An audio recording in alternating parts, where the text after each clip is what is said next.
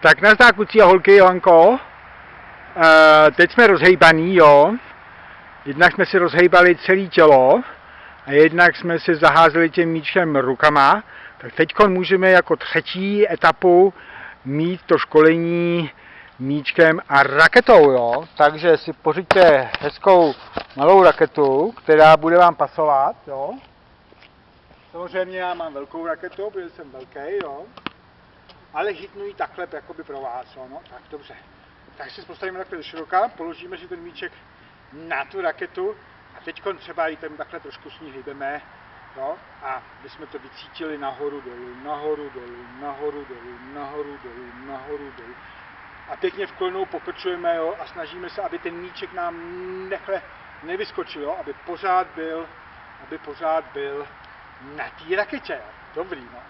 Tím se učíme cítit to, dívám se na něj, koukám na něj, kulím na něj očima, jo, aby prostě mě hezky tam držel. Dobře, co teď? Teď se pokusím ho takhle posílat kolem, dokola, jo, aby jezdil kolem toho rámu, a i tady se zkouším pohybovat jako celým tělem, jo, že to nedělám jenom takhle jakoby rukou, nebož jakoby celým tělem, jo, i z těch kolen, i z těch kolen se to snažím se uklidnit, když se mi to rozjezdí a teď začnu takhle jako jo. Hop, hop, hop, hop, hop. OK.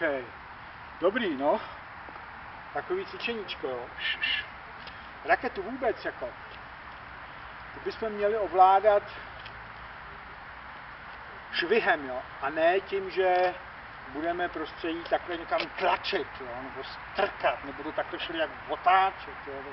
Prostě nejdřív se zpřátelí s ní tak, aby jsme jí měli i jako švihadlo, nebo jako šišku, kterou chceme někam hodit, jo. Čili takovýhle lehonký cvičení, to je těžké to vysvětlit, jo, ale pak vždycky jenom takhle třeba koukám, jak se ta raketa kejvá, jo, a snažím se kejvat s ní pomocí těch kolen, ne? Hop, když raketa jde dolů, kolena jdou dolů, raketa dolů, kolena dolů. A potom to můžu dát vejš, ne? Hop. A hop. A hop. A hop, OK. No a pak jsem vám říkal hop. A hop. A hop. Tady jak to švihá, tak mám úplně rovnou tu ruku, jo. Když to prošvihnu dole, jo. Uvolněnou. Tady to prolítává dole, tak to zrychlím. A nahoře to skoro pouštím, jo. Hop.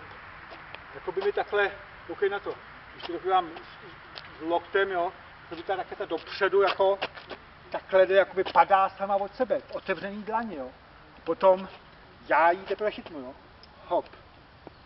Hop, těžký jsou to cvičení, no ale když to budeme dělat spolu, tak já vám to vysvětlím líp, že jo, no. A to samý, že jo, jsem vždycky na druhou ruku taky, hop, hop, hop, hop, hop, OK, zase něco s tím míčkem, jak jsem vám říkal, chytnu si to, vyhodím si ten míček a chci ho takhle chytit, jo, aby se mi ani nepohnul, neposkakoval po té raketě, to znamená, že musím pěkně dolů, ten míček takhle letí a já to takhle tady otočím a takhle to seberu, jo.